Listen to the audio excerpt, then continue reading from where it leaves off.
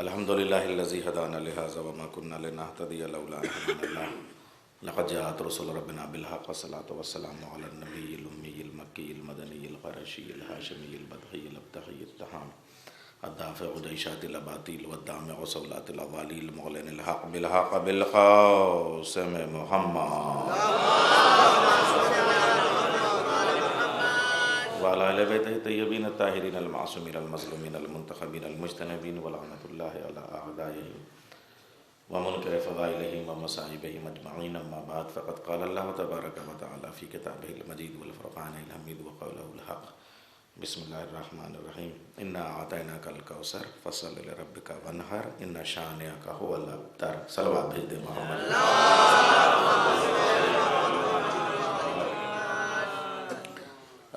میں خاص طریقے سے اپنے رضا مہدی بھائی کو ان کے بڑے بھائی کے انتقال پہ تعزیت پیش کرتا ہوں، اور ظاہر سی بات ہے کہ ہم لوگ کبھی کبھی اتنا سفر میں رہتے ہیں یا نیٹ ورک میں نہیں رہتے تو تھوڑا سا تاخیر ہو جاتی ہے، اس کے لیے معذرت بھی چاہتا ہوں، اور اس بیچ میں جو بھی یہاں پہ انتقال ہوئے اور موتیں ہوئیں ان کے تمام متعلقین کو میں تعزیت اور پرسہ پیش کرتا ہوں۔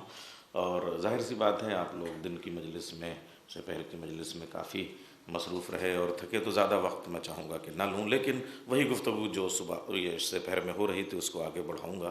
دیکھیے ابراہیم بھائی، بہت عجیب و غریب بات یہ ہے کہ انسان جو ہے وہ اللہ کے قرب کی تلاش میں نکلا ہے۔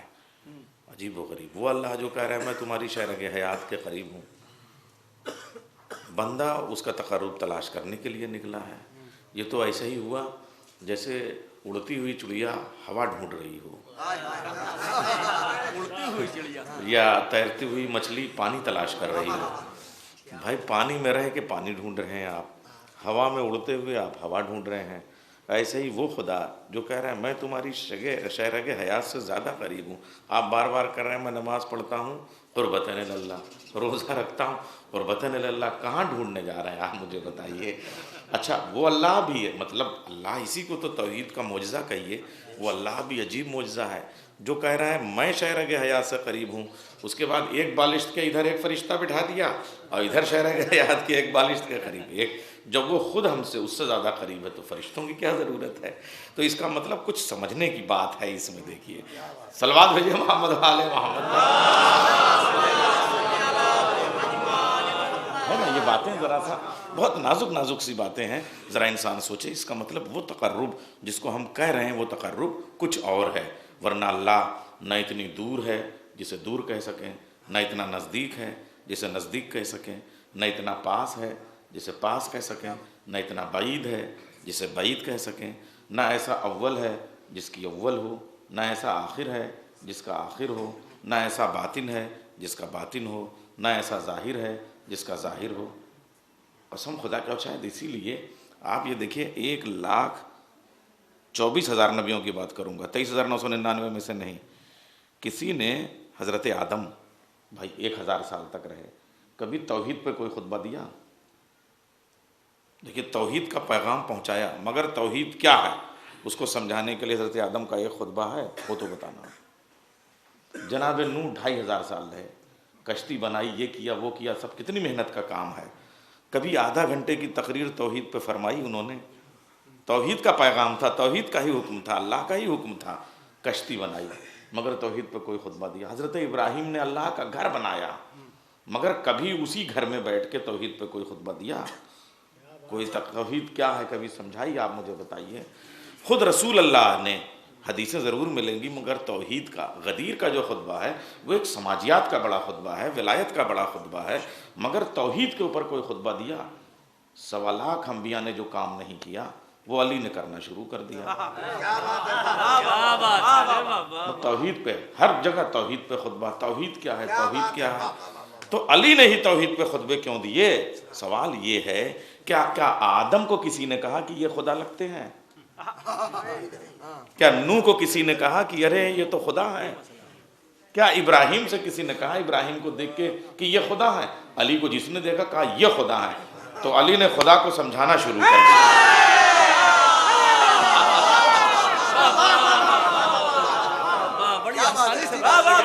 صدر بھائی آپ 19 سال کے بعد آئے ہیں، مگر جلال پور 19 نہیں ملے گا. صلوات بھیجے محمد وال. انیس کی قسم کھا کے کہہ رہا ہوں. تو یہ جو ہے، یہ آپ دیکھیں کہ علی نے توحید پہ خطبہ کیوں دیا ہے نا. اب یہ بات، لیکن یہاں انا آتا ہے نا کل کوثر، یہ ہم لوگوں کی ایک عجیب نفسیاتی بات ہے کہ جہاں ایک آیت شروع کر دیتے ہیں پھر وہاں جتنے دن رہتے ہیں اسی آیت پہ بولتے ہیں. مگر اب آپ یہ میں عرض کر رہا ہوں، انا آتا ہے نا کل کوثر، اللہ کہہ رہا ہے کہ ہم نے تمہیں کوثر عطا کر دیا. تو وہ کون اللہ؟ دیکھیے اس کی بات ہے، کوثر عطا کر دیا. اور کوثر کو ہم نے جو ہے وہ ایک پانی کا چشمہ کہہ دیا. یہ ایک عجیب و غریب بات ہے. جیسے ذوف کو جو ہم نے بیماری کہہ دیا، بخار کہہ دیا، یہ عجیب و غریب بات ہے. یہ کوثر کا چشمہ جو ہے وہ کوثر نہیں ہے. میں پھر عرض کر رہا ہوں، دیکھیے یہ جو اللہ عطا کر رہا ہے، ذرا پوری وضاحت کے ساتھ میں آپ یہ دیکھیں یہ کیا عطا کر رہا ہے. یہ اصل میں نے بتایا تھا کہ ایک ہو کے، یعنی میں ہو کے ہم کے بیہاف پہ وہ ایک کوثر عطا کر رہا ہے. اب اس کوثر کو سمجھنے کی ضرورت ہے جس کی بنیاد سے سب ہے. میں عرض کر رہا ہوں یعنی یہ جو 11 امام ہیں یہ بی بی زہرا کی بنیاد پہ ہیں کہ نہیں؟ یہ جو رسول اللہ ہیں یہ شہزادی فاطمہ کی بنیاد پہ ہیں کہ نہیں؟ سب انہی کی بنیاد پہ ہیں. بلکہ حد ہے، مجھے بتائیے، اہل بیت کی بات تو چھوڑیے، دنیا میں لغت کی حیثیت سے اور اردو کے حوالے سے جلال پور جو ہے اس وقت کافی چرچا میں ہے. اس وجہ سے میں عرض کروں کہ بیت کے معنی لغت میں بھی یا کہیں بھی بغیر عورت کے بیت کے معنی بن سکتے ہیں. بیت جس کو گھر کہتے ہیں، اگر اس میں کوئی عورت نہ ہو تو اسے گھر کہیں گے؟ کوئی لغت نہیں گھر کہہ سکتا جب تک کہ اس میں کوئی خاتون نہ ہو. ارے میں کیا کہا، ارے خود اللہ کا گھر بھی، خانہ کعبہ کی قسم، جب تک اس میں علی کی ماں 3 رات قیام نہ کریں وہ اللہ کا گھر نہیں کہلائے گا.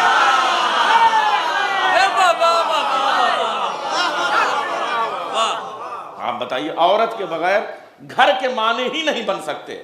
مکان کہہ سکتے ہیں، بلڈنگ کہہ سکتے ہیں، دار کہہ سکتے ہیں، کنسٹرکشن کہہ سکتے ہیں، مگر بیت نہیں کہہ سکتے.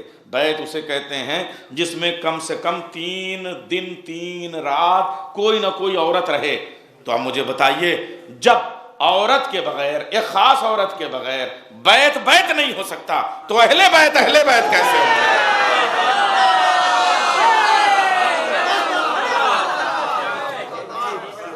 کوئی نہ کوئی تو بزم اہل بیت کی صدارت کرنے والی خاتون اور وہ ملکہ نساء العالمین یہ ہونی چاہیے نا. مجھے آپ بتائیے. تو یہ اصل میں ہے. پھر میں وہی عرض کر رہا ہوں جس بات کی بات کر رہا تھا کہ یہ جو ذوف رسالت ہے اس کے لیے رسول اللہ کہاں گئے؟ بیت النبوہ، بیت محمد نہیں گئے. محمد کے گھر کو آپ مکان محمد کہہ سکتے ہیں، لیکن بیت النبوت، بیت الرسالت کی جب بات ہوگی تو محمد کے گھر نہیں جائیے گا، زہرا کے گھر پہ آئیے گا. رسول تشریف لے آئے ہے نا. دیکھیے آپ، عجیب و غریب منزل ہے یہاں پہ. اور وہاں پہ جہاں سے جبریل کو اجازت نہیں کہ آگے جائیں وہاں محمد گئے، لیکن یہاں محمد ٹھہر کے کہتے ہیں کیا اجازت ہے؟ اب ایک جملہ کہنے کا جی چاہتا ہے. پلٹ کے بی بی زہرا نے کہا بابا کیا آپ کی شریعت میں باپ پہ بھی واجب ہے کہ بیٹی کے گھر اجازت لے کے آئے؟ سوال، اے بابا جان، کیا آپ کی شریعت میں باپ پر واجب ہے؟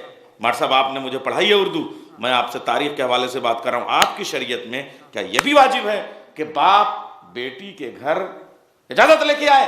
رسول اللہ نے کہا میری شریعت میں، میری جان، میری لخت جگر ام ابیہا، میری شریعت میں قطعاً یہ واجب نہیں ہے کہ باپ بیٹی کے گھر اجازت لے کے آئے، لیکن رسول پر واجب ہے کہ بطول کے گھر اجازت لے کے آئے.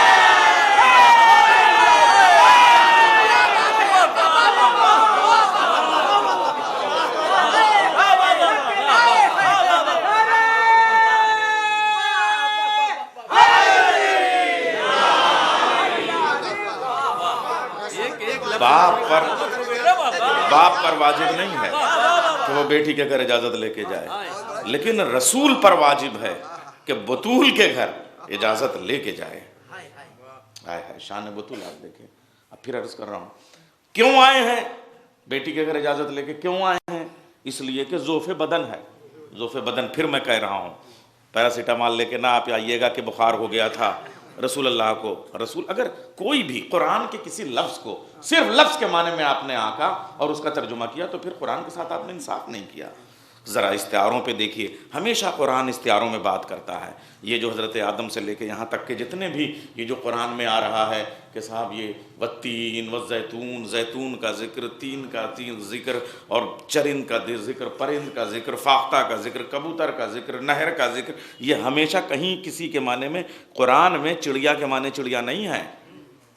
آپ یہ سمجھیے گا والتین کا مطلب خالی انجیر نہیں ہے، اس کا پورا ایک استعارہ ہوتا ہے. اب پھر عرض کر رہا ہوں استعارہ کیا ہے. ذوف، میں تھوڑا سا، آپ لوگ شاید سے پہر کی مجلس میں نہیں آ سکے تھے اس لیے عرض کر رہا ہوں، جس کو کہتے ہیں کہ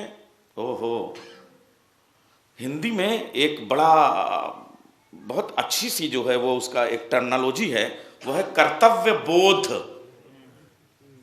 ذمہ داری کا احساس. یہ جو کرتویہ بودھ ہوتا ہے فرض کو ادا کرنے کا، وہ آپ کو کبھی کبھی اس منزل میں لے جاتا ہے کہ بخار سے زیادہ شدید کیفیت ہوتی ہے، اس لیے کل یہ کرنا ہے. اب سنیے آپ، یہ جو کرسچینٹی ہے، ایک دن پہلے کی بات ہے کہ خیمے سجے ہوئے ہیں، نجران کی وادی ہے، عیسائی ہیں، بائبل لے کے آئے ہیں، اور اس کے بعد میں ساری چیزیں ختم ہو گئی ہیں. اب لڑائی تلوار کی نہیں ہے، اب لڑائی کردار کی ہے. رسول اللہ سامنے ہیں، آسمان سے آیت نازل ہو جاتی ہے، اے رسول ان سے کہہ دو، میرا حکم ہے ان سے کہہ دو کہ یہ اپنی عورتیں لائیں، ہم اپنی عورتیں لائیں گے، یہ اپنے بیٹے لائیں، ہم اپنے بیٹے لائیں گے، یہ اپنے جیسے یہ اپنے نفس لائیں، ہم اپنے نفس لائیں گے. اسی ٹرینگل کا نام عیسائیت میں ہے خدا. کرسچینٹی میں خدا ایک نہیں ہے، عیسائیت میں خدا تین ہے. اور جو لوگ صلیب پہنتے ہیں اس میں جو اوپر کے تین پارٹ ہوتے ہیں، یعنی ایسے لمبی لکیر گئی، اس کے بعد میں ایسے آ کے یہ بنی، تو یہ جو اوپر والا ایک، اس کے بعد یہ اور یہ جو بنے، یہ تینوں مل کے خدا ہوتے ہیں. یعنی جبریل، روح القدس خدا، مریم اتنی صدیقہ خدا، اور عیسیٰ خدا. مریم خدا ہے، عیسیٰ خدا ہے، اور اسی میں سب ان کے ایجنڈرس آ جاتے ہیں، اور روح القدس خدا ہے. جبریل اس لیے خدا ہے کہ ان سے بڑی طاقت کسی کے پاس نہیں ہے، وہی سارے پیغام لا سکتے ہیں، لے جا سکتے ہیں، انہی کے ذریعے سے موت اور زندگی دی جا سکتی ہے. اور حضرت عیسیٰ اس لیے خدا ہیں کہ ان کا کوئی باپ نہیں ہے، اور وہ جو ہے وہ ان کی نظر میں خدا ہے، عیسائیت یہ کہتی ہے. اور حضرت مریم خدا ہیں. یہ تینوں مثلث جب بن جاتے ہیں تو خدا ہو جاتے ہیں. اب سنیے یہاں پہ مقابلہ کس بات پہ ٹھہرا؟ یہ جو ذوف بدن ہے یہ کیا ہے؟ یہ آپ سے میں عرض کروں تھوڑا وضاحت کے ساتھ میں، ہو سکتا ہے شام میں دامن وقت کی غربت کی وجہ سے میں اس بات کی وضاحت نہ کر سکا ہوں کہ تین خدا بن گئے. ایک روح القدس جبریل، ایک صدیقہ یعنی بطول یعنی مریم، ایک حضرت عیسیٰ. یہ تین مل کے خدا ہو گئے. اب یہی بات ہے کہ جتنی بھی تمہارے پاس عورتیں ہوں لے آؤ، ہم اپنی مریم لے کے آئیں گے. جتنے بیٹے تمہارے پاس ہو کے لے کے آؤ، جتنے ہو لے کے آؤ، ہم اپنا عیسیٰ لے کے آئیں گے. جتنے تمہارے پاس نفس ہیں خدا جیسے ہیں ان کو لے کے آؤ، ہم اپنا جبریل لے کے آئیں گے. اب ظاہر سی بات ہے، اب وہ وہاں پہ دعاؤں کے خیمے لگ گئے. ان کی زبان میں بھی ندبہ کہتے ہیں. اگر آپ بائبل پڑھیں گے، وہ بیٹھ کے جتنے ان کے پادری تھے، پروہت تھے، جتنے مولوی ملا پنڈت تھے، وہ کھڑے ہو کے کہہ رہے ہیں اے پالنے والے، اے خدا. وہ اپنی زبان میں خدا کو پکار رہے ہیں. اے جبریل آ جاؤ، عزت آبرو کا سوال ہے، دین خطرے میں ہے. اے مریم آ جاؤ، مذہب خطرے میں ہے. اے عیسیٰ آ جاؤ، دھرم خطرے میں ہے. عجیب و غریب مرحلے پہ ہیں. آ جاؤ آ جاؤ آ جاؤ. کبھی کبھی سامعین کی سماعتیں اتنی اچھی ہوتی ہیں کہ اس سے خطابت بن جاتی ہے. مار صاحب سلامت رہیے، آپ نے خطابت بنا دی. اس لیے کہ کوئی نہ آتا تب تک جب تک محمد زہرا کے گھر نہ جاتے. اب زہرا کے گھر آئے. زہرا نے اپنی شفا خانہ رضا میں رسالت کے ذوف کے نسخے علی کی شکل میں، حسن کی شکل میں، حسین کی شکل میں، اپنی شکل میں پیش کر کے بتایا بابا اب ان سے کہیے جتنی عورتیں ہیں یہ بھی لائیں، میں چلوں گی. جتنے بیٹے ہیں یہ لے آئیں، حسن حسین کو لے چلوں گی. جتنے نفس ہیں لے کے آئیں، علی کو لے کے چلوں گی. بابا اب ذوف رسالت کا احساس نہیں ہونا چاہیے. اب جو چلے تو اب چونکہ زہرا نے کہا کہ جتنی عورتیں ہیں لے آؤ، دیکھیں جتنے مرد ہو لے آؤ، جتنے نفس ہو لے آؤ. تو اب مریم بھی چلی, مریم بھی آئی. ارے دیکھیں مر صاحب آپ مجلس پڑھا رہے ہیں, اب مریم بھی آئی, اب عیسیٰ بھی آئے, اب جبریل بھی آئے. لیکن مریم کہاں ہے؟ فاطمہ کے پیچھے پیچھے. عیسیٰ کہاں ہے؟ حسن حسین کے پیچھے پیچھے. جبریل کہاں ہے؟ استاد جبریل کے پیچھے پیچھے. جبریل اپنے استاد کے پیچھے, عیسیٰ اپنے آقا کے پیچھے, مریم اپنی شہزادی کی چادر کا گوشہ تھام کے. اب یہ بتائیے کہ جب آنے والے آئے مگر ڈائریکشن بدل گیا, سمتیں بدل گئیں, تو جب سمتیں بدلی تو کردار تو آئے, آیت نہیں ہے. آیت میں جو لعنت تھی وہ نہیں آئی, اس لیے کہ آیت پوری تھی. فَقُلْ تَعَالَوْا نَدْعُوا أَبْنَاءَنَا وَأَبْنَاءَكُمْ وَنِسَاءَنَا وَنِسَاءَكُمْ ثُمَّ نَبْتَهِلْ فَنَجْعَلْ لَعْنَتَ اللَّهِ عَلَى الْكَاذِبِينَ. پھر لعنت ہوگی. تو جب ادھر کے مرد آ گئے, ادھر کی عورتیں آ گئیں, ادھر کی عورت آ گئی, تو اب تو جھگڑے کی بات ہی نہیں, اس لیے کہ جن سے مقابلہ تھا وہ پیچھے پیچھے آ گئے. لعنت لوٹ گئی, لعنت لوٹ گئی کہ جب یہ پیچھے پیچھے آ جائے, جو زہرا کے پیچھے آ جائے اس پہ لعنت نہیں, جو علی کے پیچھے آ جائے اس پہ لعنت نہیں, جو حسن اور حسین کے پیچھے آ جائے اس پہ لعنت نہیں. اب جو زہرا کے مقابلے پہ فدق لوٹنے کے لیے آ جائے لعنت آ گئی. یہ مباہلے کی بچی ہوئی لعنتیں آج تک آ رہی ہیں. صلوات بھیجیں محمد والے محمد پر.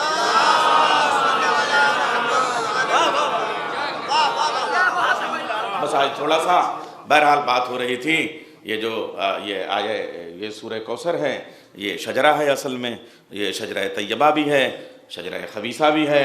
تو مباہلے کے انکار کرنے والے اور ہیں اور مباہلے کی تائید کرنے والے اور ہیں. تو اسی طریقے سے آپ یہ دیکھیں, میں بات وضاحت کر رہا ہوں کہ یہ جو سلسلہ ہے شہزادی کونین کا اور اس نور کا, یہ پورا جو شجر طیبہ ہے وہ شہزادی اس کا محور ہے, جہاں تمام توحید کے صفات اکٹھا ہیں, جہاں تمام رسالت کے صفات اکٹھا ہیں. اب وہاں سے خانہ کعبہ کے حوالے سے ہم بات کرتے ہیں. ابراہیم بھائی بھی بیٹھے ہوئے ہیں, خانہ کعبہ بنانے والے.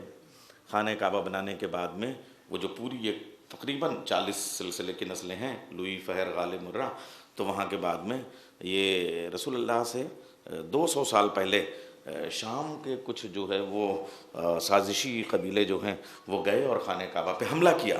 اور جب حملہ کیا تو اس وقت وہاں پہ یہ محسوس کیا گیا کہ اس کو اگر بچانا ہو تو اس کے تبرکات جو ہیں وہ چھپا دیے جائیں. تو زمزم چھپا دیا گیا, اس میں جو ہے وہ 2 سونے کے, میں یہ کہہ رہا ہوں کہ مظاہر صاحب جو میری نظامت کے لیے فرماتے رہتے ہیں, تو کوئی بھی اپنے سونے کو پیتل نہیں بتاتا, یہ ہے معاملہ. ورنہ یہاں کیا ہماری حیثیت اور حقیقت, یہ ان کا دماغ اور ان کی ذہانتیں ہیں جو ان کو اتنی بہترین نظامت کرتے ہیں. اور ظاہر سی بات ہمیں فخر ہے اہل وطن کو. تو یہ عرض کر رہا تھا کہ وہ 2 اس میں سونے کے ہرن تھے. جناب عیسیٰ کہ جناب اسماعیل کے لیے جو دمبا آیا تھا اس کی سینگ تھی, تو وہ سب جو ہے وہ چھپا دیے گئے. یہ ہو گئی ایک بات. اب جو چھپا دیے گئے تو زمزم بند ہو گیا, پورے مکے میں پانی کے لیے مشکل ہو گئی. اب یہ دیکھیے, میں جو سوال کر رہا ہوں کہ یہ جو شجرہ طیبہ ہے وہ کیا ہے, شجرہ خبیثہ ہے وہ کیا ہے. اور چونکہ یہ انجمن کے ایصال ثواب کے, مومنین کے ایصال ثواب کی مجلس ہے, اس لیے عرض کیا جائے کہ آج جو عزاداری ہے پوری دنیا میں وہ قیامت کی عزاداری ہے, اس کو کوئی نہیں روک سکتا. دعائے زہرا کی جو وقت کے ساتھ تعبیر ہوئی ہے, انجمن کے ایصال ثواب, مومنین کے ایصال ثواب کی مجلس ہے, اس لیے عرض کر دوں. اب بھائی سے عباس بھائی سے پوچھیے, مدینے میں جیسی جیسی عزاداری اس وقت ہو رہی ہے, چاہے القطیف میں, چاہے دمام میں, چاہے شیخ طاہر کے مزرے میں, چاہے شیخ عامری کے مزرے میں, ان لوگوں کے ساتھ جو ہم نے عزاداری کی ہے, اور اس کے بعد جو وہاں جتنے بھی شیعہ سناشری ہیں اور سادات ہیں ان کے گھروں میں جو عزا خانے ہیں, خلیج میں جو عزاداری ہو رہی ہے, عرب میں جو عزاداری ہو رہی ہے. آپ یو ایس میں کم سے کم 250 چرچ ایسے تھے جو لوگوں نے اپنے چرچ جو ہے عزا خانوں کو دے دیے. 250 چرچ, پورا چرچ وہاں بنا ہوا ہے ایک طرف, اور اس میں مجلس ہو رہی ہے. آپ یہ سوچئے یہ کیا بات ہے کہ چرچ جو ہیں وہ برباد ہو رہے ہیں, عزا خانے آباد ہو رہے ہیں. اچھا, اس کے بعد بھی لوگ کہتے ہیں کہ صاحب عیسائیت جو ہے ہمارے مقابلے پہ ہے, مسلمان چلاتا ہے عیسائیت ہمارے مقابلے پہ ہے. ارے بھائی مباہلے میں کیا ہوا تھا؟ عیسائیت اسلام کے مقابلے پہ آئی، پنجتن کو لے کے گئے. اب جب آپ کے سامنے عیسائیت مقابلے پہ آتی ہے، آپ پنجتن کو چھوڑ کے 3-4 کو لے کے جاتے ہیں، تو جیتیں گے کیسے؟ ارے میں کیا کہہ رہا ہوں، پنجتن کا دامن تھامے رہیے، نہ عیسائیت آپ کے مقابلے پہ آئے گی نہ یہودیت. صلوات بھیجے ہیں محمد و آل محمد. اب دیکھیں یونان میں اور اسپین میں جہاں پہ آپ چلے جائیے، یونان گریکس میں یا روم میں ہم لوگ جاتے ہیں تو رکتے ہیں تو تھوڑا سا یہ ہوتا ہے، حالانکہ ویزا ملنا مشکل ہوتا ہے تو ٹرانزٹ ویزے پہ کبھی نکل کے چلے گئے. جہاں پورے یونان میں مسجد نہیں ہے، لیکن آپ وہاں پہ جا کے دیکھیے گا تو وہاں جو عزاخانہ زینبیہ لکھا ہوا ملے گا. کیا بات ہے، عجیب بات ہے، جہاں اللہ کا گھر نہیں ہے وہاں حسین کا گھر ہے. صلوات بھیجے محمد و آل محمد. حالانکہ جہاں حسین کا گھر ہے وہاں ایک دن اللہ کا گھر بننا ہے، اس لیے کم سے کم حسین کا گھر بننے دو. اس لیے کہ جو امام باڑے ہیں وہ مسجدوں کی تمہید ہیں، مسجدوں کا پیش خیمہ ہے. جہاں امام باڑے ہوں گے وہیں سے جو ہے وہ ہمارے ہاں جو بھی بادشاہ اودھ کے ہاں بھی یہی طریقہ رہا ہے کہ جہاں کربلا ہے، عزا خانہ ہے، وہاں پہ ایک مسجد ہے. تو میں عرض کر رہا تھا کہ خانہ کعبہ پہ یہ ایک بڑا برا وقت آیا تھا اور وہاں پہ شام والوں نے حملہ کیا تھا. تو اس کے بعد میں جب قصی سے لے کے حضرت عبد مناف کے 2 بیٹے ہوئے، ایک کا نام تھا عبد شمس اور ایک کا نام تھا عمر. تو عبد شمس جو ہے وہ چلے گئے شام کی طرف، ہے نا. اب تھوڑا سا یہ باتیں ذرا سا گھریلو لہجے میں کر لوں. شام کی طرف تجارت کی انہوں نے، اور بہت اچھی تجارت، ویل اسٹیبلش تجارت جو بنو ہاشم کے ہاں بعد میں اور آگے بڑھی. لیکن اس میں بڑا مسئلہ آ گیا کہ یہ جو حضرت عمر تھے وہ ان کو اللہ نے بہت عمر دی، لیکن یہ جو دوسرے بھائی تھے حضرت عبد شمس یہ بہت کم عمر انہوں نے پائی. تجارت بہت اسٹیبلش کر لی تھی شام میں، پورے شام کا جو کہہ لیجیے کہ اسٹیٹ تھا اس پہ گویا ان کا قبضہ سا ہو گیا تھا. ان کی یہ طاقت تھی اور ان کی تجارت تھی، ویل اسٹیبلشمنٹ، اور سب کو روزگار دیتے تھے. مگر ہوا یہ کہ انہوں نے ایک غلام خرید لیا تھا اور اس غلام کا نام تھا امیہ. اچھا امیہ حالانکہ مردوں کے نام نہیں ہوتے تھے، امیہ زنانہ نام ہے. ذرا مردانی صلوات بھیج دیجئے آپ لوگ.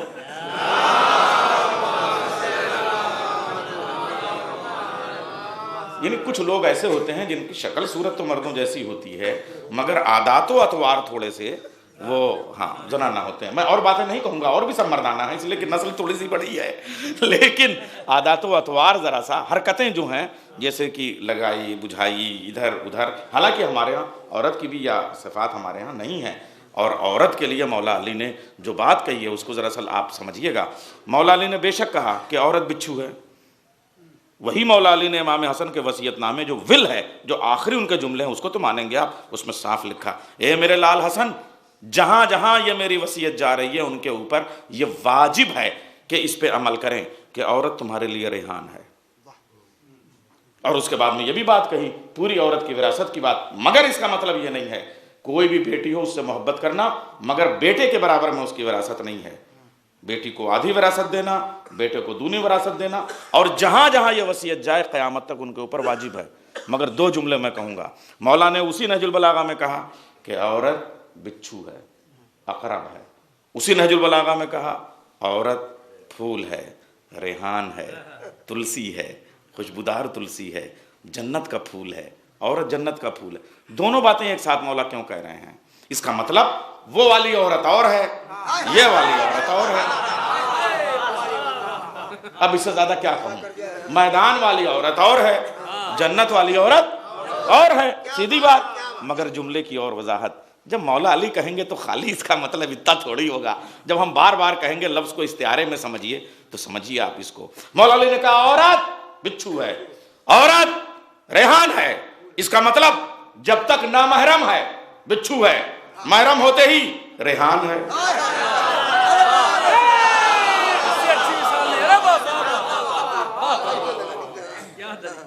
آپ دیکھیے بھائی بچھو اصل میں کیا ہے، سانپ کے کاٹے میں تھوڑی مہلت ہوتی ہے مگر بچھو کے ڈنگ کے بعد پتہ تب چلتا ہے جب کوئی چال چلے نہیں، کوئی کل کام نہ کرے، تب پتہ چلتا ہے. تو آپ سمجھے؟ تو اگر آپ بچھو کے منہ میں ہاتھ ڈالیں گے ارے بھائی تو اس کو ریحان بنا لو. پیغام اگر درست ہو تو صلوات بھیج دیجیے آپ لوگ. ہاں تو میں یہ عرض کر رہا تھا کہ یہ جو حضرت عبدالشمس تھے انہوں نے جو ہے وہ ایک غلام لیا. غلام ہی میں کہوں گا, کنیز نہیں کہوں گا, لیکن اس کی جو عادتیں ہوتی ہیں, مثلا مرد, دیکھیں لڑائی ہونی چاہیے, ٹھیک ہے, ہمیشہ جو ہے وہ ظلم کے خلاف لڑائی تو ہونی چاہیے, مگر مرد ہے تو میدان میں تلوار سے لڑے گا نا, دیوار کے پیچھے پڑیا میں زہر تو نہیں دے گا نا. اب جہاں جہاں تلوار چلائی جا رہی ہو میدان میں, سمجھ لیے بنو ہاشم کے مرد ہیں. جہاں جہاں شام کی راتوں میں زہر دے کے صبح کو نماز جنازہ بھی پڑھائی جا رہی ہو, یا احرام میں خنجر بھیجے جا رہے ہوں, سمجھ لیے یہ مردانہ لباس میں زنانے ہیں. صلوات بھیجے محمد والے محمد پر. اچھا تو ایک بات ادھر, اچھا پھر نہیں, اب یہ تھوڑا سا اسی میں کہ یہ جو عبدالشمس کا یہ جو غلام تھا امیہ ایک تو زنانہ نام تھا, مردوں کا نام نہیں تھا, اس لیے کہ امت مانے ہی عورت ہوتا ہے. لیکن جب امیہ کر کے مانے آتا ہے تو پھر وہ ایسا ہوتا ہے جیسے آپ, میں کیا کہوں, میں سیدھا لفظ بتاؤں گا, کتیا. ماویہ مانے پلہ. اب یہ کیا ہوا, امیہ نے ایک بازارو عورت سے شادی کی. میں لغت کی بات کر رہا ہوں, میں ادھر ادھر کی بات نہیں کر رہا ہوں, آپ کسی بھی ڈکشنری میں اٹھا کے دیکھیے گا. اس عورت کا نام تھا فاختہ, اور اس فاختہ سے امیہ کے ایک بیٹا اور ایک بیٹی ہوئی. بیٹے کا نام تھا سخر, اور اسی کا ایک نام حرب, اور بیٹی کا نام پڑ گیا ام جمیل. اور یہ جو حرب تھا ماں کی نسبت سے اس کی عرفیت کہلائی معاویہ. بات سمجھ میں آئی؟ اب یہ پورا نسل کا سلسلہ آپ کو ملا. اچھا اب ادھر یہ جو حضرت عمر تھے, دھیرے دھیرے ان کا بھی نام تاریخ بھولتی گئی. کیوں؟ جیسے ہم کہتے ہیں حاجی صاحب, کبھی کبھی بعض اوصاف بعض اعمال ایسے ہوتے ہیں کہ انسان اسی کو کردار کا حصہ بنا لیتا ہے. جیسے قرآن کو بھی حضرت ہاجرہ کا نام نہیں بتایا قرآن نے, ہجرت کرنے کی صفت اتنی اچھی لگی کہ اس کا نام ہاجرہ کہہ کے پکار دیا, جبکہ ہاجرہ کوالٹی ہے. آپ جو انسان جس کردار سے جس پہچانا جاتا ہے وہ اسی اعتبار سے. تو یہ جو حضرت عمر تھے ان کا کام یہ تھا کہ جب جب کسی کو ضرورت درپیش آتی تو ان کے دروازے پہ چلے آتے تھے. اچھا یہ سنیے, 1 2 دن 3 دن دعوت کھلانا اور ہے, مگر جب قحط پڑ جائے تو 4 مہینے 5 مہینے 6 مہینے پورے مکے کو کھلانا کتنا مشکل کام ہے. تو انہوں نے ایک ڈش کا ایجاد کی تھی. وہ کیا کہ وہ جو روٹی کا چوڑا جو ہے وہ اونٹ کے گوشت کے سالن میں بنا کے, حلیم جس کو کہتے ہیں, لیکن وہ اس کو عرب میں حلیم نہیں کہتے تھے, حلیم تو ہم لوگ کہنے لگے اسے. اس کا نام تھا ہش ڈش کا نام تھا. اچھا ہے, ارے کبھی کبھی البیک پہ آپ لوگ جھوم جاتے ہیں تو حج پہ نہیں جھومیں گے آپ, ہش. اور کبھی آپ دیکھیے اونٹ کا جو وہ بنتا ہے سوپ کتنا پیارا ہوتا ہے, آپ دیکھیے عرب میں, تو وہ اس سوپ میں گویا وہ روٹی کا جو ٹکڑا ڈال کے دیتے تھے, وہ حضرت ہاشم کا ایجاد کیا ہوا ہے. کیا ہے؟ ہش. اور اس کو کھلانے والے کا نام ہوتا تھا ہاشم. تو یہ جو حضرت عمر تھے مکے میں جب جب قحط پڑتا تھا 6 مہینے لوگوں کو اپنے اونٹ ذبح کر کے ہش بنا کے کھلاتے تھے. اس لیے ہسٹری کو ان کا نام ہاشم یاد رہ گیا, عمر بھول گئی تاریخ. تاریخ کا حافظہ بڑا کمزور ہوتا ہے, صلوات بھیجتے رہیے تاکہ یہ تو یاد رہے. اللہم صلی علی محمد. اچھا اب سنیے, حضرت ہاشم کو اللہ نے بہت لمبی عمر دی. 2 بھائی تھے حضرت عبد مناف کے بیٹوں میں, ایک کی کم عمر. اچھا اب دونوں میں پرابلم یہ ہوئی کہ حضرت عبد شمس کی جو عمر تھی وہ نہایت کم تھی, 35 سال کے آس پاس میں ان کا انتقال ہو گیا. اچھا یہ جو بازار کا خریدا ہوا غلام تھا, چونکہ یہ لوگ پیار سے اپنے غلاموں کو بھی بیٹا بیٹا کہتے تھے, جیسے ہم لوگ اپنے بھائی جو بھی گھر میں ملازم ہیں ان کو چاچا خالہ یہ سب کہتے ہیں، بوا، ایسے ہی جو ہے وہ بیٹا بیٹا کہتے تھے۔ اب جب انتقال ہوا تو پوری پراپرٹی پہ یہ قابض ہو گیا۔ کون؟ امیہ۔ ارے باپ رے باپ، پوری پراپرٹی پہ وہ قابض ہو گیا، اور اب کہنے لگا کہ میں جو ہوں وہ ان کا عبد شمس کا بیٹا ہوں۔ یہ جو تاریخ کو غلط فہمی ہوئی کہ یہ دونوں سگے بھائی تھے، وہ سگے بھائی نہیں تھے، منہ بولا بھی نہیں تھا ہی غلام زادہ۔ ابھی میں آپ کو لفظ بلفظ جو ہے اس کو ثابت کروں گا، یہ تھا ہی غلام زادہ، مگر اس غلام زادہ ہونے کے بعد میں اس نے پوری پراپرٹی پہ قبضہ کر لیا۔ مگر جب ایک بھائی، جب حضرت ہاشم تھے تو حضرت ہاشم کے یہاں جب یہ سلسلہ ہوا تو ان کے ایک بھائی حضرت ہاشم کے بعد میں جو ہے وہ ان کے ہاں جو بیٹے پیدا ہوئے ان کا نام تھا مطلب۔ عبد المطلب نہیں، مطلب ہے یہ۔ تو حضرت ہاشم کو اللہ نے ان کی 3 گنا عمر دی، یعنی کم سے کم 95 سال کی عمر۔ اچھا، جب 3 گنا عمر دی تو ان کی ایک بیٹی تھی، ایک زوجہ جو تھی وہ کم عمر تھی۔ جب ان کا انتقال ہوا تو وہ تھی مدینے کی۔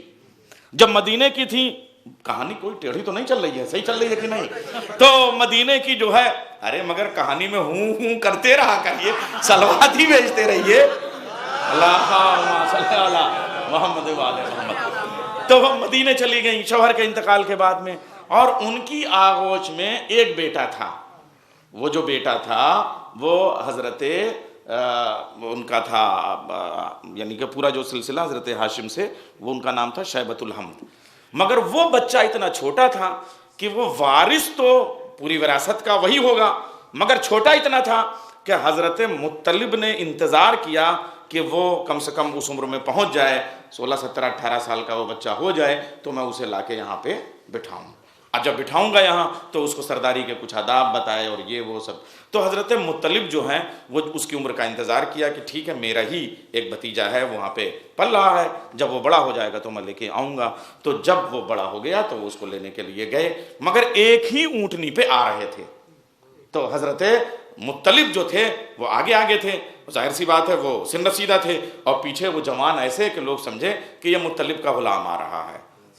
تو مدینے کی طرف سے مکے کی طرف رشتوں کی ایک عظیم دولت جو ہے ایک تصویر کی شکل میں کیمرے میں تاریخ کے فٹ ہو گئی، اور لوگوں نے کہہ دیا کہ یہ مطلب ہے تو پیچھے ان کا غلام ہوگا، اس لیے اس کو عبد المطلب کہنے لگے۔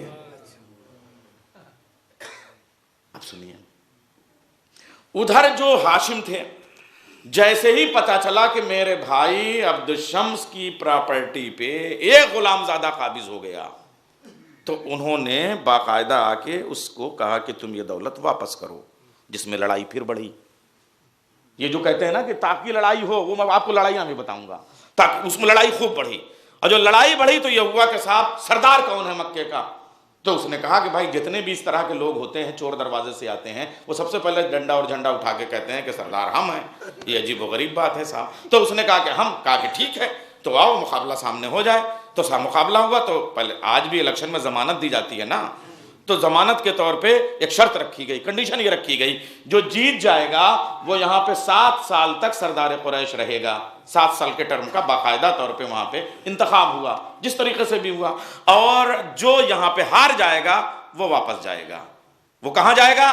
جہاں کا ہے وہیں جائے گا۔ تو وہ شام کا تھا، تو اس کی ضمانت ایسی ضبط ہوئی کہ وہ 7 سال تک کے لیے مکے آ ہی نہیں پایا، امیہ۔ اب آپ سمجھیے شام کی حکومت ہی اسی طریقے سے بنی ہے، لیکن میں کیا عرض کر رہا ہوں۔ اب یہ جو حضرت ہاشم کے بعد عبد المطلب جو آئے، تو عبد المطلب نے پہلا کام یہ کیا، پہلا جو بڑا کام کیا وہ یہ کیا کہ خانہ کعبہ پہ جب ابرہہ کا حملہ ہوا تو انہوں نے کہا کہ میرے ہاتھی مجھے دے دو۔ تو کہا کہ اللہ کا گھر، کہا ہاتھی میرے ہیں، اس کا ذمہ دار میں ہوں، گھر اللہ کا ہے، اس کا ذمہ دار وہ ہے۔ مقابلہ کیا۔ اب یہ جو پورا شام کا جو پورا سلسلہ ہے یہ جو آتا ہے، تو حضرت عبد المطلب نے کہا کہ اس مکے میں کھدائی کی جائے، اور جو کھدائی کی جائے تو اس وقت جو ہے وہ 365 اصنام رکھے ہوئے تھے۔ مکے والوں نے کہا کہ اس میں ہمارے اصنام کی بے حرمتی ہے، ہم کھدائی نہیں کرنے دیں گے۔ تو حضرت عبد المطلب نے کہا یہ مجھے حکم ہوا ہے، ارے بھائی جب وہ خود سردار مکہ ہے تو حکم دے گا کون؟ اس کا مطلب وہاں آسمان سے حکم آنے کا سلسلہ شروع ہو چکا تھا۔ صلوات بھیجے محمد والے محمد پر۔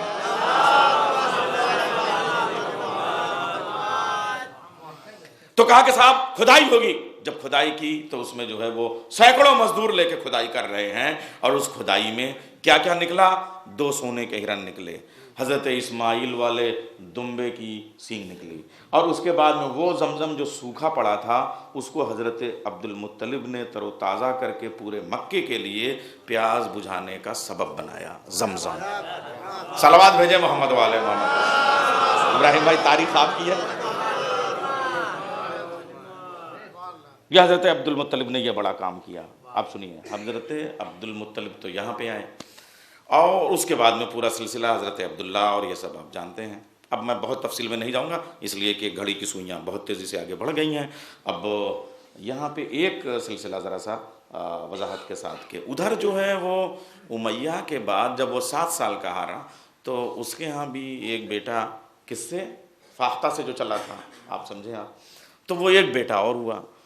اللہ نے بنو ہاشم کو کم سے کم 4 عظمتیں ایسی دی ہیں جو کسی قبیلے کے پاس نہیں۔ ان سے زیادہ حسین کوئی نہیں، ان سے زیادہ علم والا کوئی نہیں، ان سے زیادہ بہادر کوئی نہیں، اور ان سے زیادہ سخی کوئی نہیں، ان سے زیادہ کھلانے والا کوئی نہیں۔ اچھا، ان 4 کی جتنی ضدیں ہیں، یہ سخاوت نسلاً بعد نسلاً بڑھتی جائے گی۔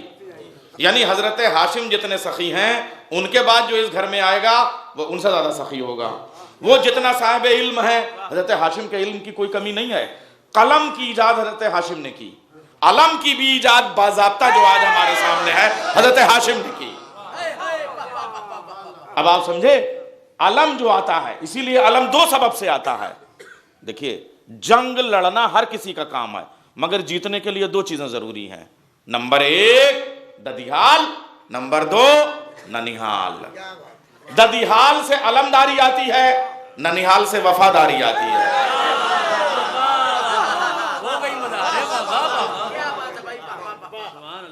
یعنی شجاعت کے لیے ضروری یہ ہے کہ خون پاک ہو، وفاداری کے لیے ضروری ہے کہ دودھ پاک ہو۔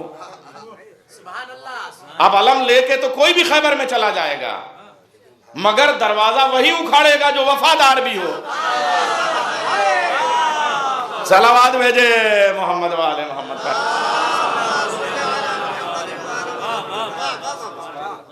تو یہ پورا سلسلہ میں آپ کے سامنے لے کے آیا۔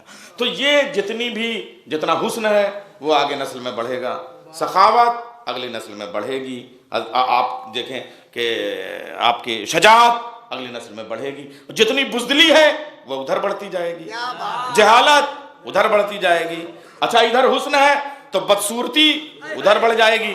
تو امیہ سے زیادہ بدصورت ایک بیٹا اور ہوا، اس کا نام ہے معاویہ۔ اچھا، اور ادھر ہے ام جمیل۔ ام جمیل کون؟ جس کو انہوں نے بیاہ کے ابو لہب کے گھر بھیج دیا۔ دیکھیے، ابو لہب اتنا برا نہیں ہے، میں پھر کہہ رہا ہوں۔ ارے اب اس سے زیادہ کیا کہوں، کہے گئے نا۔ صلوات بھیجے محمد والے محمد پر۔ اسی لیے تبت یدا ابی لہب کے ساتھ آیا حمالۃ الحطب۔ سمجھے آپ، یہ ساری خرابیاں اس کے ہاں گھر سے آئی تھی، یہ جو آیا۔ اچھا، اس کے بعد بھی ابو لہب توحید کا منکر نہیں تھا، پھر کہہ رہا ہوں 365 بتوں میں سے ایک بھی بت خانہ کعبہ میں ابو لہب کا نہیں ہے۔ وہ توحید کا منکر نہیں تھا، رسالت کا منکر تھا۔ اور اللہ ہو سکتا ہے اپنے منکر کو چھوڑ دیتا، رسالت کے منکر کو نہیں چھوڑ سکتا تھا۔ دیکھیے، یہ بھی عجیب و غریب بات ہے۔ تو یہ ادھر کا بھی شجرہ ذرا سا چلتا رہا ہے۔ اس کے بعد میں صاحب ایک اور آیا، اس سے زیادہ کمینہ۔ یعنی ابھی تک تو میں نام باپ وہ پتا ہوتا پا رہا ہوں، پھر پتہ نہیں کون، ایک میسونہ نام کی خاتون تھی، موسم برسات کا تھا، کنارہ تالاب کا تھا۔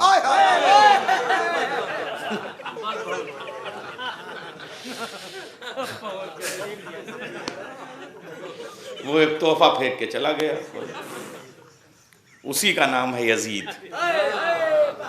اچھا، یہ جو میں کتاب پڑھ رہا ہوں یہ ہے کربل کتھا، اس کی پہلی مجلس ہے یہ۔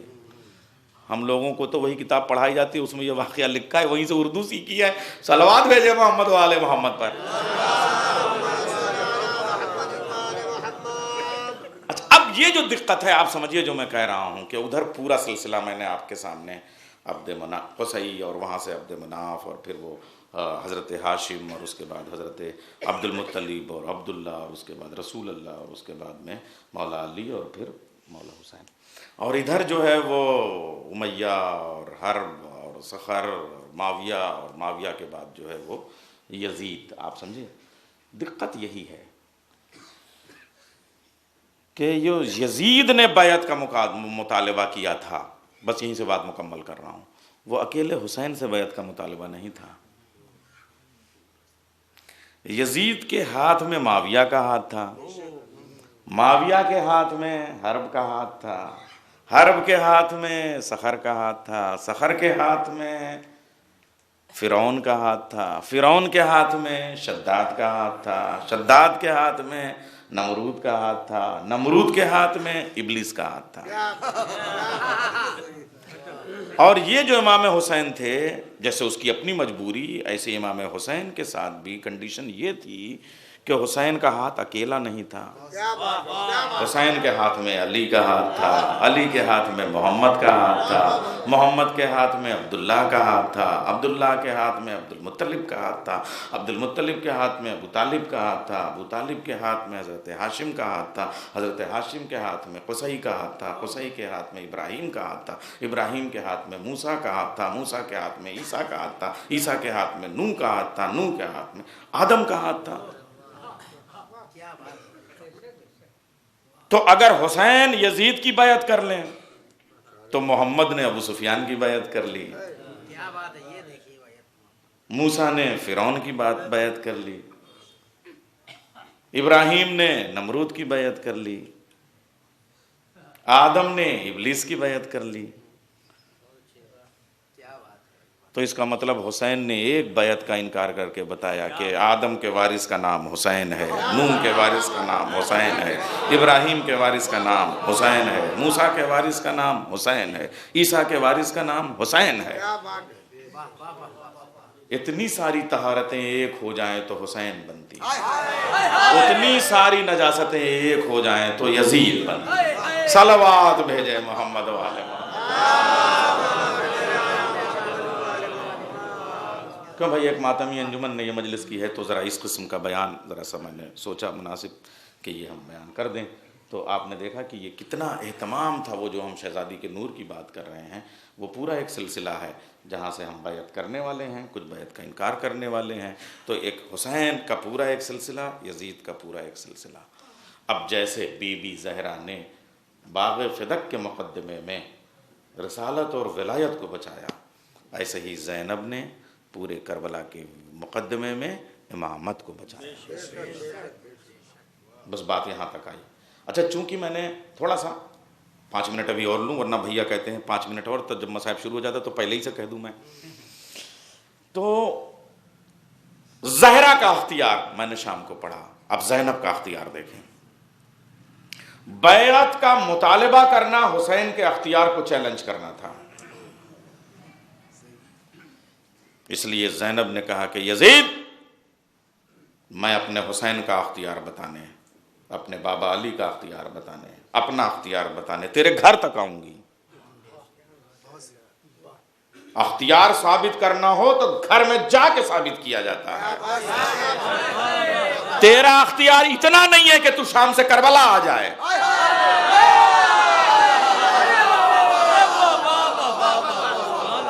صلوات بھیجے محمد و آل محمد پر۔ یہ آپ والے 5 منٹ ہیں۔ تیرا اختیار اتنا نہیں ہے کہ تو بیعت کا مطالبہ کر رہا ہے تو شام سے نکل کے کربلا تک آ جائے۔ ہمارا اختیار اتنا ہے کہ ہم نیزوں پہ چل کے، کانٹوں پہ چل کے، ناکوں پہ چل کے، مگر تیرے گھر تک جا کے بتائیں گے تیرا اختیار کیا ہے۔ بتا یزید، تیرا اختیار کیا ہے؟ کہا 700 کرسی نشین۔ اور تیرا اختیار کیا ہے؟ آئینوں سے سجے ہوئے بازار، بول اور تیرا اختیار کیا ہے؟ پورے شام پہ میرا پہرا. اور تیرا اختیار کیا ہے؟ دنیا میں سب سے بڑی حکومت. اور تیرا اختیار کیا ہے؟ ہر خشک و تر پہ میرے سپاہی تعینات ہیں. اور تیرا اختیار کیا ہے؟ تیرے گھر کو قتل کر دیا. یزید نے پوچھا زینب تیرا اختیار؟ کہا میں اپنا اختیار کیا بتاؤں؟ یہ تیری کھڑکیوں سے جو ہوائیں آ رہی ہیں اس سے آوازوں کا شور باہر آ رہا ہے، دب بج رہے ہیں. تو ان ہواؤں کو روک دے تو میں اپنی بات شروع کروں.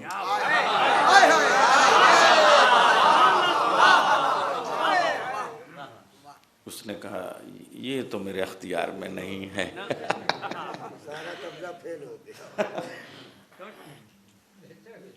کہا اچھا تو ہواؤں کو نہیں روک سکتا تو یہ جو پرندے چہچہا رہے ہیں ان کا چہچہانا بند کر دے. دیکھیے ابھی آپ کہہ رہے تھے چڑیا داد دے رہی ہیں، تو یہ جو چہچہا رہے ہیں ان کا چہچہانا بند کر دے. کہا یہ تو اور اختیار میں نہیں ہے. کہا اچھا جو تیرے پالتو جانور ہیں گھوڑے ووڑے وہ پاؤں پٹک رہے ہیں ان کی سموں کی آوازوں کو روک دے. کہا یہ بھی میرا اختیار نہیں ہے. شہزادی زینب نے کہا جس بادشاہ کے قبضے میں اس کے جانور نہ ہوں وہ کیا اختیار کی بات کر رہا ہے؟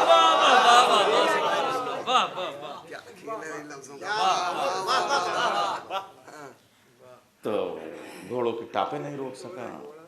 تو اچھا وہ جو ریکارڈ توڑ دیا ختم وہ جو اونٹ ہیں ان کی اونٹوں کی جو گردنوں میں گھنٹیاں بجی ہوئی ہیں وہ ٹن ٹن ٹن ٹن بجی جا رہی ہیں. کہہ دے کہ کم سے کم اونٹوں کے جو رخ ہیں وہ ایک طرف کو رہیں وہی روک دے. جیسے جیسے شہزادی کہتی جا رہی ہیں وہ ویسے ویسے جو ہے وہ جمتا جا رہا ہے تھوڑا تھوڑا، یعنی پتھر ہوتا جا رہا ہے. آپ سمجھیے کوئی اچھا یہ جو سپاہی بیٹھے ہوئے ہیں ان کو تو کہہ دے کہ سب خاموش رہیں تاکہ میں اپنی بات شروع کروں. میں تیرا اختیار دیکھنا چاہتی ہوں. بڑے اختیار کی بات کر رہا تھا. جب کچھ اس کے بس میں ہاتھ پاؤں پھول گئے تو آپ کہا یزید تو اپنے اختیار کی بات کرتا ہے، علی کی بیٹی کا اختیار دیکھ. 18 قرآنوں کی بولتی ہوئی قرآن بہن اور خالق نہج البلاغہ کی بیٹی زینب نے کہا اسکت یا اہل شام، اے شام والو خاموش ہو جاؤ. ایک خاموش کی آواز پہ اتنا سناٹا ہوا کہ ہوائیں جو کھڑکیوں میں تھیں وہ باہر نہیں نکل سکیں. آوازیں جو چڑیوں کی زبان پہ تھیں ہونٹوں تک نہیں آ سکیں. گھنٹیوں کی آوازیں اندر رہ گئیں. گھوڑوں کے ہنہنانے کی آوازیں خاموش ہو گئیں. گلیوں میں بکریوں کے ممنیانے کی آوازیں مم ہو گئیں. حد ہے ایک بار دربار شام کی طرف جو یزید نے دیکھا تو 700 کرسی نشینوں کا جو ہاتھ اوپر تھا وہ اوپر، جو ہاتھ نیچے تھا جو وہ نیچے، جو سانس جہاں تھی وہ وہیں ٹھہر گئی، جو آنکھیں جہاں تھیں وہیں رک گئیں. نہ پتلیوں میں دم، نہ ہاتھوں میں جنبش، نہ زبان پہ آواز. ایک بار یزید نے ہاتھ جوڑ کے کہا علی کی بیٹی تو نے تو میرے دربار کو پتھر کر دیا.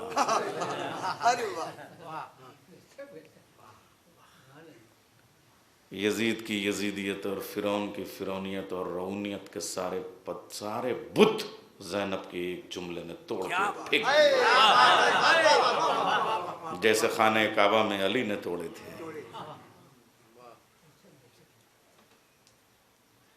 زینب نے اس دربار کو مسجد بنا دیا. تاریخ ہے. زینب تیرا اختیار میں نے دیکھا. اب شہزادی زینب گفتگو کرتی ہیں یزید تیری اوقات میری نگاہ میں اپنے جلال پور والا لفظ بول رہا ہوں اور شہزادی زینب کے خطبے کا منوان ترجمہ اس سے اچھا ہی نہیں. یزید تیری اوقات میری نگاہ میں گھورے پہ اگی ہوئی گھاس سے زیادہ.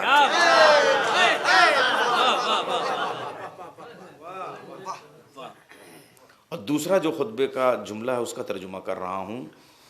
اب کے زبان ایران والی ہے، لفظ ایران والا ہے، مگر اس کے معنی ذرا سا جلال پور کی گلیوں میں ڈھونڈیے گا تو پتہ لگیں گے، بڑا مزہ آئے گا.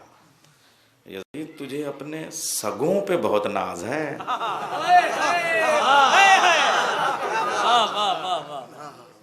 بس عنقریب تو بھی اپنے سگوں کے پاس ہی جائے گا. کیا بات ہے پاپا. پھر یزید اب تو مجھ سے بات کر. اگر اسلام کے تحفظ کا سوال نہ ہوتا، شہادت کو بچانے کا سوال نہ ہوتا، تو میں تجھے گفتگو کے لائق نہیں سمجھتی تھی. لیکن اگر اب گفتگو کرتا ہے تو بتا، تو میری باتوں کا جواب کیوں نہیں دیتا؟ میں پوچھتی کچھ ہوں، تو بتاتا کچھ ہے. تیری حالت تو اس پگلی عورت کی طرح سے ہو گئی ہے جو اپنے اون کے گولوں کو الجھا کے سلجھانے کی کوشش کرتی ہے. ایک سلوات بھیجے محمد والے محمد.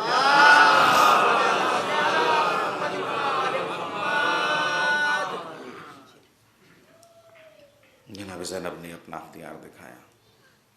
اب اس کے بعد میں اب جو باقاعدہ گفتگو شروع کی.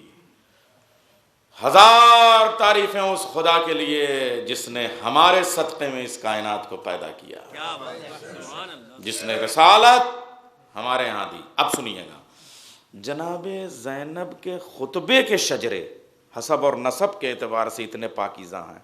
خطبے کے شجرے میں بتا رہا ہوں. سنیے، میں آپ پورا کھیل آپ کو 3 لفظوں میں سناؤں گا. پورا کھیل. کربلا 2 شہزادوں کی جنگ تھی.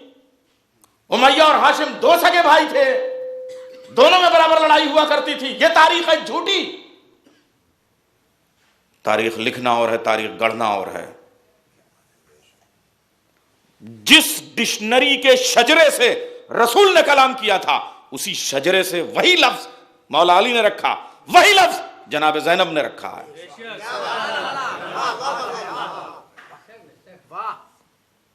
رسول اللہ نے جب فتح مکہ میں ایک رات کے لیے جب گئے، پورے مکے کو فتح کر ڈالا ہے، اس وقت کہا اسے بھی پناہ جس نے میرا کلمہ پڑھا، اسے بھی پناہ جو خانہ کعبہ میں آ گیا، اور اس کے بعد میں اسے بھی پناہ جو میرا غلام تھا. ابو سفیان، ہم تمہیں اس لیے نظر انداز کر رہے ہیں کہ تو طلقہ میں سے ہے، ہمارے آزاد کیے ہوئے غلاموں کی نسل سے ہے. رسول نے کہا فتح مکہ پر. اس کے بعد معاویہ نے مولا علی کو خط لکھا کہ اب تو کچھ رشتہ داریاں ایسی ہو رہی ہیں. وہ جو عمر آس والے لہجے تھے، لکھتا تو وہی تھا، مہر لگ جایا کرتی تھی، مگر جو اس کے بعد مولا علی نے جواب لکھا وہ نہج البلاغہ میں موجود ہے. جملے پڑھوں؟ من النبینا ومنکم المکذب. نبی، اے معاویہ خبردار، ہم سے اپنی برابری کی ہمت مت کرنا. نبی ہم میں سے ہیں، جھٹلانے والے تم میں سے ہیں. من سیدۃ النساء العالمین ومنکم الحمالۃ الحطب. جنت کی عورتوں کی سردار ہم میں سے ہے، اور لکڑیوں کا گٹھر اٹھانے والی عورتیں تم میں سے ہیں. سیدہ شباب اہل الجنہ منا وصبیان النار منکم. جنت کے جوانوں کے سردار ہم میں سے ہیں، جہنم کے اوباش تم میں سے ہیں.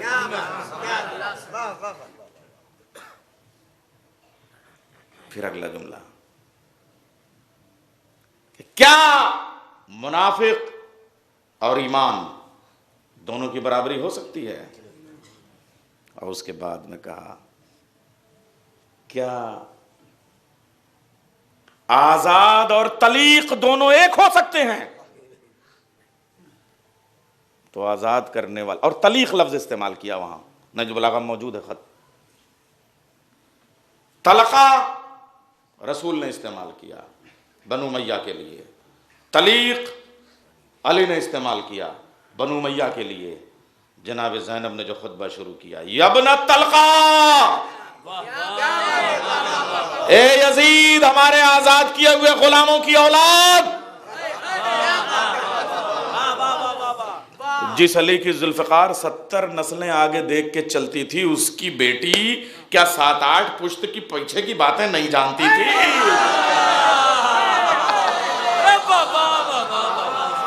صلوات بھیجے محمد والے بس.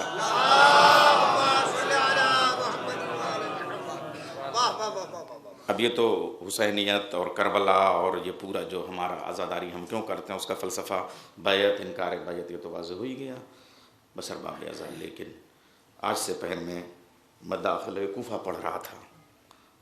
اب یہ اس وقت داخلہ شام میں کیسے آپ کے سامنے پڑھوں؟ ارباب اعزاز میں بازار بھی نہیں پڑھتا، اتنا وقت نہیں ہے. صرف اس بات پہ ہی زندگی بھر اگر رویا جائے تو کم ہے، اور آپ روتے بھی ہیں کہ زہرا کی بیٹی زینب 72 گھنٹے باب سعادت پہ کھڑی رہی.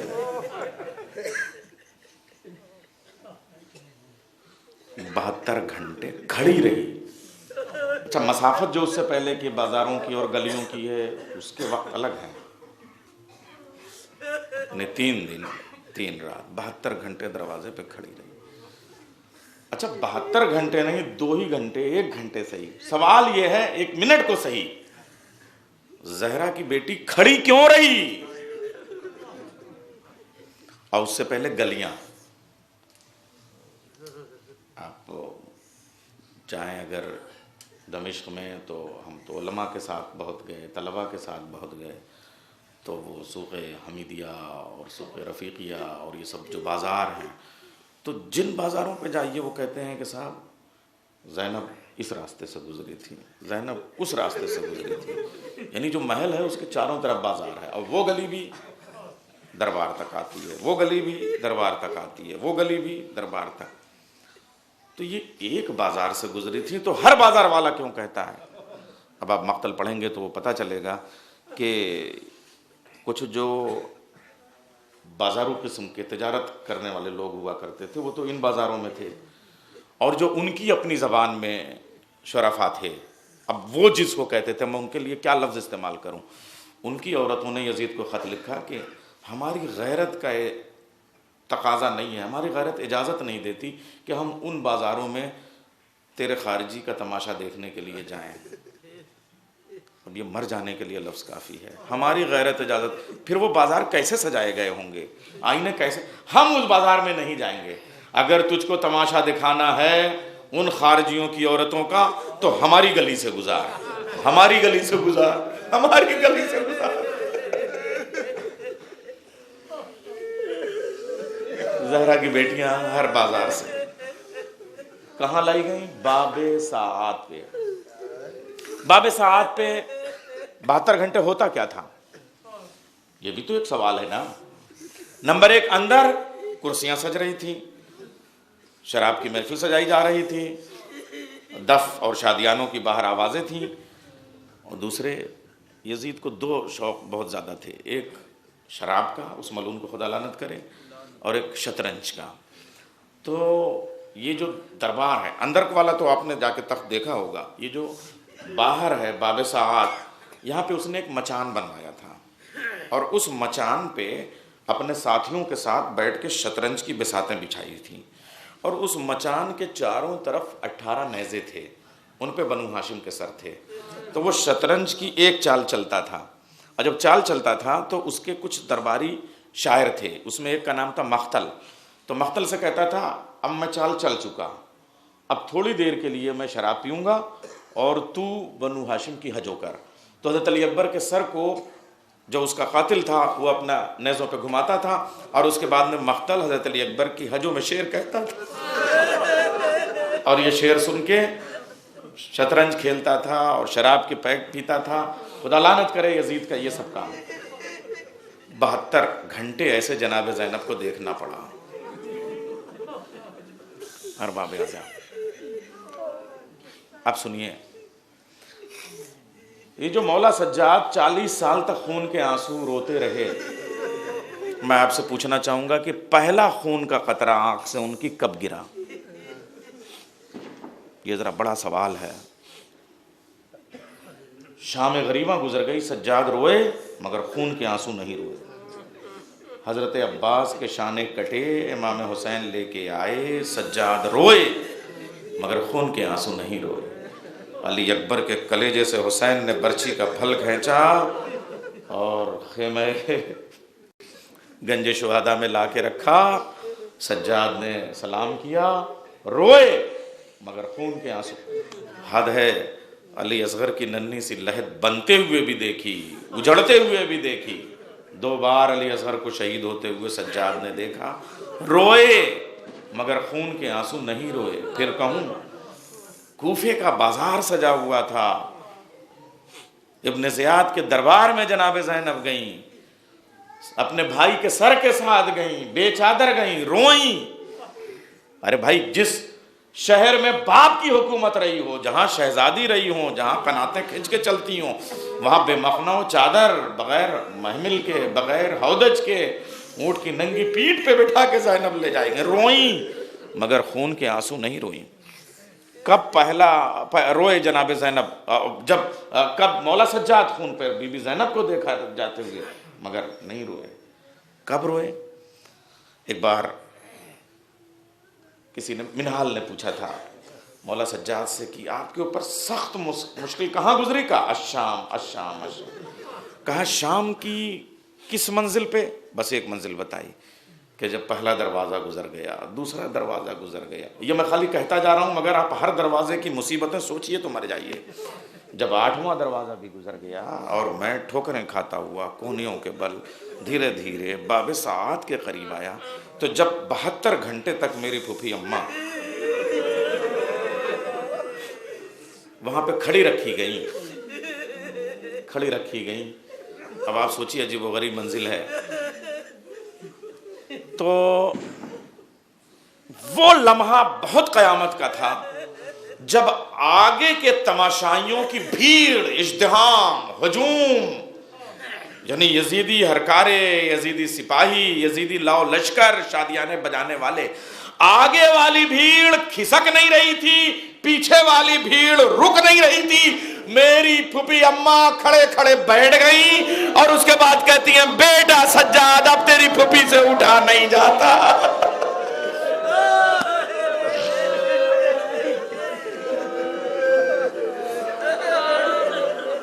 بیٹا سجاد اب تیری پھوپھی سے اٹھا نہیں جاتا۔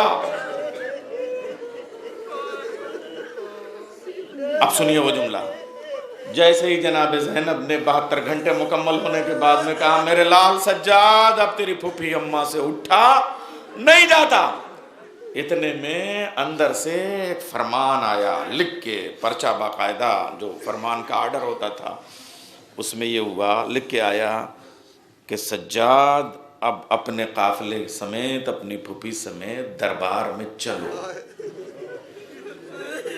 اب سوچیے آپ، جناب زینب کھڑے کھڑے بیٹھ گئیں اور ادھر جو محفل تھی وہ تمام ہو گئی، اب اندر سب جا چکے ہیں۔ وہ جو دف والا تھا ہجوم، وہ اس کی عجیب و غریب کیفیت تھی، یعنی ایک ریلا شادیانے بجانے والوں کا، تماشائیوں کا، وہ جو بجا رہے تھے وہاں پہ اپنے آوازوں کے ساتھ میں اور رقص کی محفلوں سجا رہے تھے، وہ ایک ہجوم جاتا تھا ایک بڑے گیٹ سے اور ایک پھاٹک سے آتا تھا، اور زینب یہ منظر دیکھ نہیں پاتی تھی، بیٹھ جاتی تھی۔ ایسے میں وہ فرمان آیا، سجاد اب دربار میں چلو۔ تو اب سجاد ایک بار وہ حکم دیکھتے ہیں، ایک بار پھوپھی کو دیکھتے ہیں، پھوپھی اٹھ نہیں پا رہی ہے۔ ارباب اذان یہی نہیں، تھوڑا سا وہ جو اونچائی والا، آج بھی وہ سب منظر اسی طریقے سے باب ساعت پہ، وہیں پہ جناب سکینہ تھی۔ اتنے میں سجاد نے سکینہ کی طرف دیکھا کہ جب پھوپھی کا یہ حال ہے تو سکینہ کا کیا حال ہے؟ سکینہ گر کے قدموں میں آ گئیں، بھیا اسلام کی خاطر، تیری خاطر جو حکم ہو۔ مگر جناب زینب نے دیکھا، اب سنیے گا یہ جو حکم آیا ہے، تو اب ایک ساتھ 3 آنکھوں میں خون کے آنسو آئے۔ نمبر 1، سر حسین سے خون کے آنسو جاری ہوئے۔ حسین کا سر زخمی تو تھا لیکن خون کے آنسو حسین کی آنکھوں سے وہاں باب ساعت پہ، اے بہن میری شہادت بچانی ہے تو دربار میں چلو۔ بس سر حسین سے خون کا آنسو جاری ہونا تھا کہ مولا سجاد کی آنکھوں سے خون کے آنسو کا قطرہ اس حکم نامے پہ اور سجاد کے اوپر آ کے گرا، زمین پہ خون کا آنسو کا قطرہ گرا. پھوپھی اماں بابا کی شہادت کو بچانا دربار میں چلیے، مگر جناب زینب آگے نہیں بڑھتی. اتنے میں کسی نے پیچھے سے تازیانہ مارا، سجاد اگر تو پھوپھی کو لے کے نہیں چلتا تو تازیانے تیرے اوپر پڑیں گے. سنیں گے آپ؟ ایک بار جناب زینب نے کہا بیٹا سجاد تو بھی وقت کا امام ہے، خون رو رہا ہے. بھیا حسین تو بھی وقت کا امام ہے، خون رو رہا ہے. زینب دونوں اماموں کا حکم نہیں ٹالتی، مگر میرا بابا علی بھی تو امام ہے. میرے بابا علی نے کہا تھا زینب دربار میں جانا ہوگا تو میں ساتھ میں چلوں گا. ابھی میرا بابا نہیں آیا. اتنے میں کوفے والا علی، آنکھوں میں خون کے قطرے، زینب کی آنکھوں نے دیکھا. اے میری بیٹی زینب، تیرا بھائی بھی امام ہے، خون رو رہا ہے. تیرا بھتیجا، تیرا بیٹا سجاد بھی امام ہے، خون رو رہا. میں تیرا بابا امام، خون رو رہا ہوں. چل اب تو تیرے آگے بھی امام ہے، تیرے پیچھے بھی امام ہے، تیرے ساتھ بھی امام ہے. دربار شرابی کا سج گیا.